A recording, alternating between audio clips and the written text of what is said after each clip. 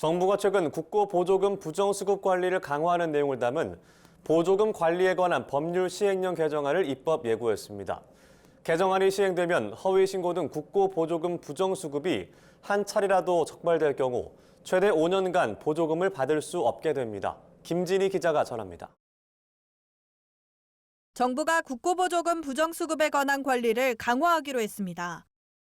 부정수급은 부당한 방법 또는 과실로 인해 보조금을 잘못 받아가는 경우로 구입한 농기계 가격을 부풀려 보조금을 과도하게 수급하거나 농사를 짓지 않으면서 농민인 척 공익직불금을 수급한 사례가 이에 해당됩니다. 그동안 정부 보조금 부정수급은 국가를 대상으로 한 사기나 횡령에 가깝지만 직접적인 피해자가 없어 눈먼 돈이라는 인식이 강했습니다. 기획재정부에 따르면 지난 2019년 기준 국고보조 사업에 대한 부정수급 적발 건수는 20만 6,152건, 금액은 862억 6천만 원으로 전년과 대비해 적발 건수는 5배 이상, 금액은 2배 이상 늘어났습니다.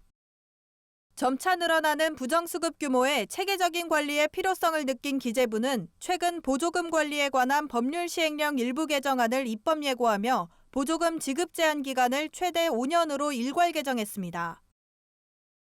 부처마다 자기들 기준에 맞춰서 하게 돼 있거든요. 일괄적으로 정해놓은 게 없기 때문에요. 부처마다 제재를 가하는 형태가 중구난방이 될 수 있으니까 정비를 했으면 좋겠다 해서 법령이 개정됐거든요.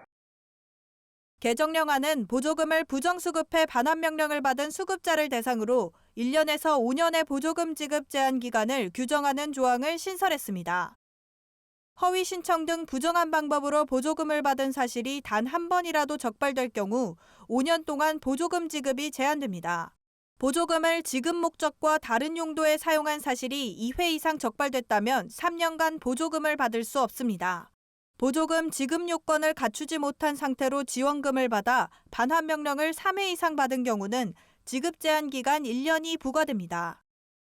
보조금 교부 대상 사업을 수행하는 보조사업자와 부정수급에 가담한 계약업체 또한 부정수급이 적발되면 최대 5년간 사업에서 배제됩니다.